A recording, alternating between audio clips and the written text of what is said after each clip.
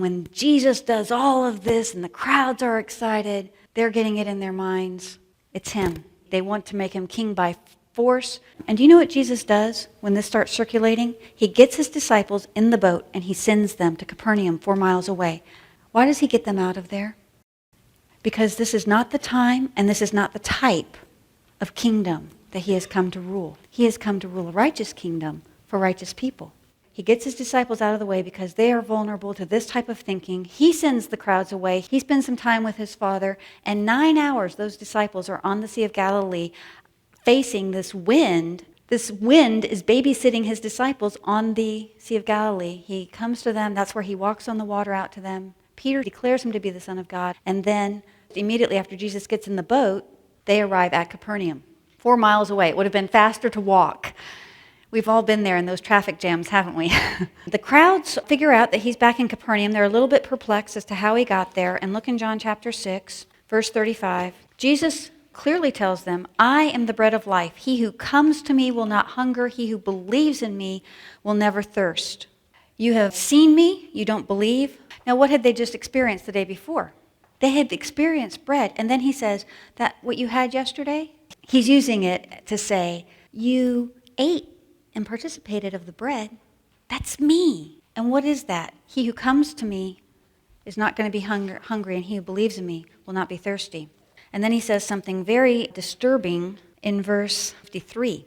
Truly, truly, I say to you, unless you eat the flesh of the Son of Man and drink his blood, you have no life in yourselves. He who eats my flesh and drinks my blood has eternal life, and I will raise him up on the last day.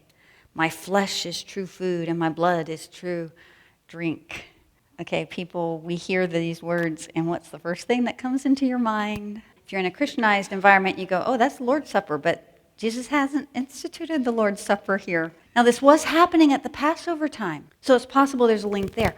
But what's the first thing that you think of when you hear this? I mean, literally, this sounds cannibalistic, does it not? And what's the purpose there? It's malfunction junction. Remember the parables? Those who are following the shepherd, he's my shepherd. I've already repented. I've already received. Now, when they get to malfunction junction, what will they do? Continue to follow. When those who aren't really, they're there for the food. When they hit malfunction junction and they hear Jesus say these hard words, because Jesus tells his disciples, I'm speaking to you about spiritual things. So if someone has no spiritual understanding and they hear these words, what's the only way they hear them? Physical. And without any spiritual understanding, they hear them very physically, and it sounds really yucky. And what happens as a result? Therefore, verse 60, many of his disciples, now this isn't the 12, who are these? The general crowd who have been following him, many of his disciples, when they heard this, they said, this is a difficult statement. Who can listen to it? Jesus, conscious of that his disciples were grumbling at this, said to them, does this cause you to stumble? Verse 66, as a result of this, many of his disciples withdrew and were not walking with Jesus anymore. Malfunction junction.